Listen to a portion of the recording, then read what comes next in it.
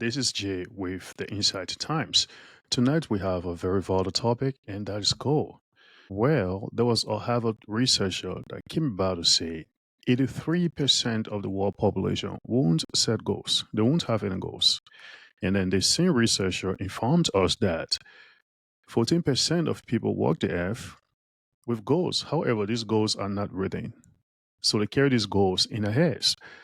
And this researcher finally told us that only 3% of us will have goals and have these goals written.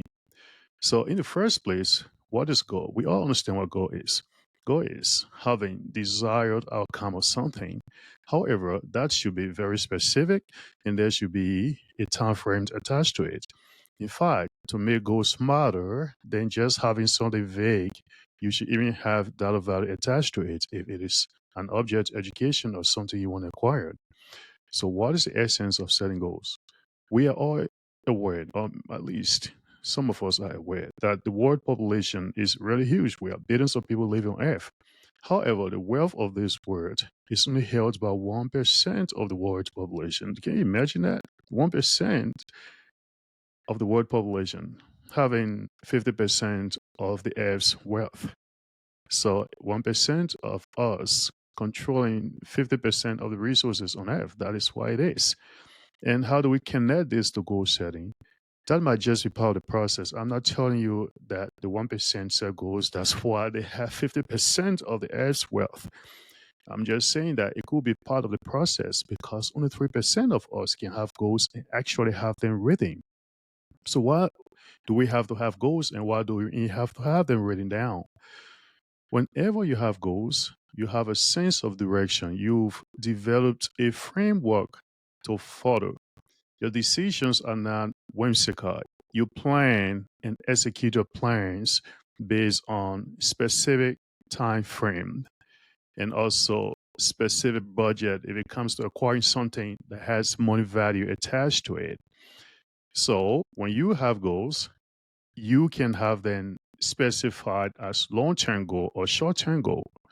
A long-term goal could be a student from high school desiring to study chemistry in college. That could be a long-term goal. A short-term goal could be someone trying to acquire something. For instance, I could plan to have a laptop because I'm doing some computer courses and I want to upgrade my laptop and I can wish to have it within 2 weeks. So if you categorize your goals as long-term and short-term, then you should write them smartly.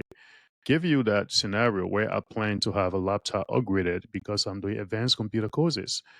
I might say, well, I want to have a Dell with huge RAM capacity that is bigger than what I already have.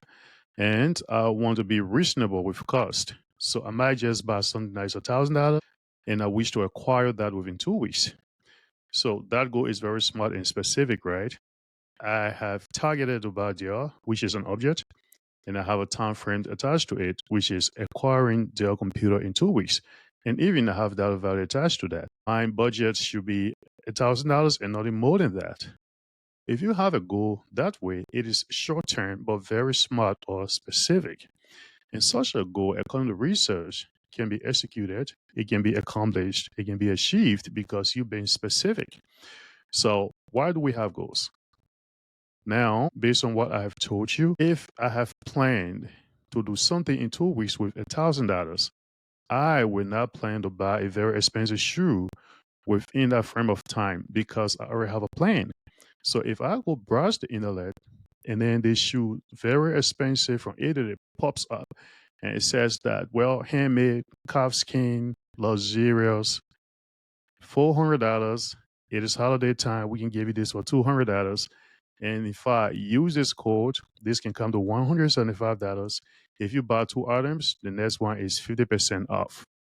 It's encouraging. It is really encouraging. I could say, well, instead of me paying $400 or something more than that, I'm going to just buy this shoe for $175. I'm too lucky. And in fact, I could be tempted to buy two pairs, brown and black, just because I want to have huge discounts that I will not have probably until the next year. So I will go ahead and pay $175 for that shoe after I've entered all of the coupon codes. And eventually buy another pair and have 50% off. So I will be spending almost $400. The guy who has set up his goals to buy a laptop for $1,000, he will not buy that shoe because he already has a plan and he has that plan written. So the essence of having goals written could be to remind yourself daily. What I do is that in our house, in our kitchen, my wife and I write our goals on the board because we spend time in the kitchen making our food. So every time we go out there, we see what we want to do. And that is a daily reminder. That is our daily motivation. That is even a push to make you do something. So whenever we see these things written, we walk towards them and make sure that we accomplish them. And I will tell you, we accomplished all of our goals 100% for 2024, and we will be having 2025 goals written. But there is a little secret to it. Your goals should be realistic, whether they should be long term or short term, they should be realistic. Make sure that every goal you have written is something that you're capable of executing. And in fact, if you have bigger plans, start with the smaller ones. And as you accomplish these goals, you get motivated, you get encouraged, and you push more and make bigger plans. People feel really discouraged at times when they carry goals in their head and never write them. Well, we are preoccupied by a lot of activities and things happen. And at times you just forget. If you don't see it, you don't get your mind working on it. You are not reminded. So you can't connect to it. You just have it in your head and you're moving about. You are most likely to forget. So that is why you need to write your goals. Well, it is pretty sad that 83% of us on earth don't even have goals. That is, we will just go by the wind. I will wake up today and just whatever comes my way, go by it. So it means you will operate in other people's goals because when they set it, they can fit you within it and they make you move and do whatever they want.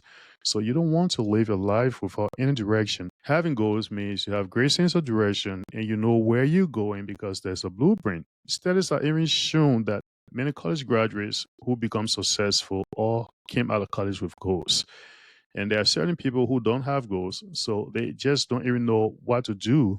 And they keep trying so many things, really because they haven't planned their life even a week ahead of them. That becomes very, very perilous when it comes to you navigating the ups and downs of life. You always need to have goals, and these goals will help put you up on a pedestal that is going to be so formidable for everything that you should do in life to be a success for you. We will bring you more content that will be helpful to you on a weekly basis. Have a wonderful evening.